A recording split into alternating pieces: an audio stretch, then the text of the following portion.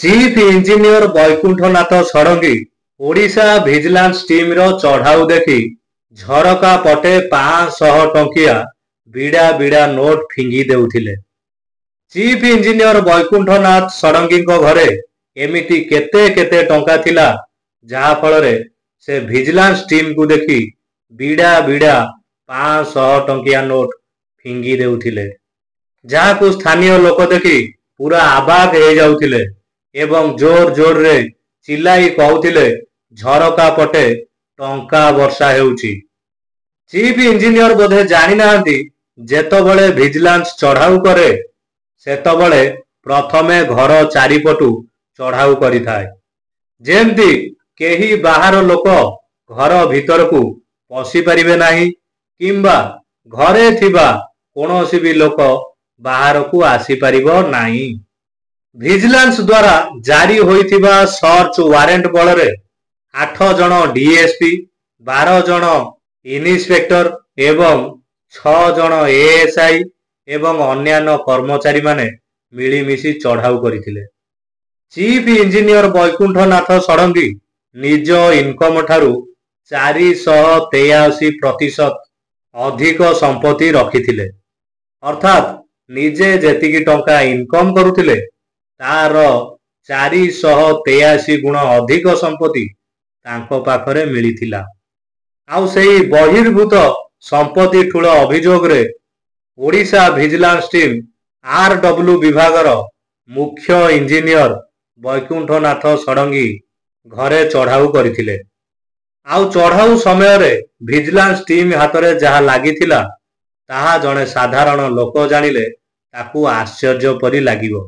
ଗୋଟେ ସାଧାରଣ ଲୋକ ଜାଣିପାରିବ ଗୋଟେ ଇଞ୍ଜିନିୟର ଉପୁରି କେତେ କମାଇ ପାରିବ। ଲୋକମାନେ ଇଞ୍ଜିନିୟର ନାଁ ଶୁଣି କାହିଁକି ସକିଂ ହୁଅନ୍ତି। ଏହି ଘଟଣାଟି ଆଉ ଏହି ଭିଜିଲାନ୍ସ ଚଢ଼ାଉ ଜାଣିଲା ପରେ ଲୋକମାନେ ଜାଣିପାରିବେ ଆକ୍ଚୁଆଲି ଇଞ୍ଜିନିୟର କିପରି ଇନକମ୍ କରନ୍ତି। ଚିଫ୍ ଇଞ୍ଜିନିୟର ବୈକୁଣ୍ଠନାଥ ଷଡ଼ଙ୍ଗୀ ଗୋଟେ କାର୍ଟୁନ ବକ୍ସରେ 30 ଲକ୍ଷ ଟଙ୍କା ଲୁଚାଇ ରଖିଥିଲେ। ତାଙ୍କ ଆଲମାରୀ ଟ୍ରଙ୍କରେ ପଇସା ଜେଗା ହେଉନଥିଲା, ସେଥିପାଇଁ ଗୋଟେ ପେଟି ବା କାର୍ଟୁନ ବକ୍ସରେ 30 ଲକ୍ଷ ଟଙ୍କା ଲୁଚାଇକି ରଖିଥିଲେ, ଯାହା ଭିଜିଲାନ୍ସ ଟିମ୍ ପ୍ରଥମେ ତାକୁ ଧରିଥିଲା। ପରେ ଆହୁରି ସନ୍ଦେହ ହେବାରୁ ପୁଣି ତର୍ଜମା କରିବାରୁ ମିଳିଲା ନଗଦ 2,56,00,000 ଟଙ୍କା। ଏତେ ଟଙ୍କା ଭିଜିଲାନ୍ସ ଟିମ୍ ଦେଖି ଆଶ୍ଚର୍ଯ୍ୟ ହୋଇଯାଇଥିଲା, କାହିଁକି ନା ଜଣେ ସାଧାରଣ ଇଞ୍ଜିନିୟର ପାଖରେ ଏତେ କୋଟି ଟଙ୍କା କ୍ୟାଶ କ'ଣ ପାଇଁ ଅଛି। ତାପରେ ଭିଜିଲାନ୍ସ ଟିମ୍ ପରବର୍ତ୍ତୀ ସମୟରେ ଚିଫ୍ ଇଞ୍ଜିନିୟର ବୈକୁଣ୍ଠନାଥ ଷଡ଼ଙ୍ଗୀଙ୍କ ବ୍ୟାଙ୍କ ଆକାଉଣ୍ଟକୁ ଚେକ୍ କରିଥିଲେ। ବ୍ୟାଙ୍କ ଆକାଉଣ୍ଟରେ ମଧ୍ୟ ଜମା ହୋଇଛି 1,05,00,000 ଟଙ୍କା। ମ୍ୟୁଚୁଆଲ ଫଣ୍ଡ, ସେୟାର ଏବଂ ବୀମାରେ 2,70,00,000 ଟଙ୍କା ନିବେଶ କରିଛନ୍ତି ଚିଫ୍ ଇଞ୍ଜିନିୟର ବୈକୁଣ୍ଠନାଥ ଷଡ଼ଙ୍ଗୀ। ବୈକୁଣ୍ଠନାଥ ଷଡ଼ଙ୍ଗୀ ବିଳାସପୂର୍ଣ୍ଣ 15ଟି ଘଣ୍ଟା ସହିତ ଘରର ସାମଗ୍ରୀ ମଗାଇଥିଲେ, ଯାହାର ଦାମ ଥିଲା 47,57,000 ଟଙ୍କା। ଭିଜିଲାନ୍ସ ଚଢ଼ାଉରେ ଚିଫ୍ ଇଞ୍ଜିନିୟରଙ୍କ ଘରୁ ମିଳିଥିଲା 1 କିଲୋ 14 ଗ୍ରାମର ସୁନା। ଅନୁଗୁଳରେ 2 ମହଲା 2ଟି କୋଠା, ଭୁବନେଶ୍ୱର ଏବଂ ପୁରୀରେ ବଡ଼ ବଡ଼ ଫ୍ଲାଟ, 7ଟି ବଡ଼ ବଡ଼ ପ୍ଲଟ ଜମି ଥିଲା ଚିଫ୍ ଇଞ୍ଜିନିୟର ବୈକୁଣ୍ଠନାଥ ଷଡ଼ଙ୍ଗୀଙ୍କ ନାଁରେ। ଏ ସବୁକୁ ଭିଜିଲାନ୍ସ ଟିମ୍ ଆକଳନ କରି କହିଛି ଯେ ବୈକୁଣ୍ଠନାଥ ଷଡ଼ଙ୍ଗୀଙ୍କ ନାଁରେ ଯେତେକ ସମ୍ପତ୍ତି ଅଛି ତାଙ୍କ ଆୟ ଠାରୁ 483% ଅଧିକ ସମ୍ପତ୍ତି ଅଛି, ଅଥବା ଅଧିକ ସମ୍ପତ୍ତି ଠୁଳ କରିଛନ୍ତି ଇଞ୍ଜିନିୟର ବୈକୁଣ୍ଠନାଥ ଷଡ଼ଙ୍ଗୀ। ଜଣେ ସରକାରିଆ ଚାକିରିକୁ ଜଣେ ବେସରକାରିଆ ଚାକିରି ଠାରୁ ଅଧିକ ଦରମା ମିଳିଥାଏ।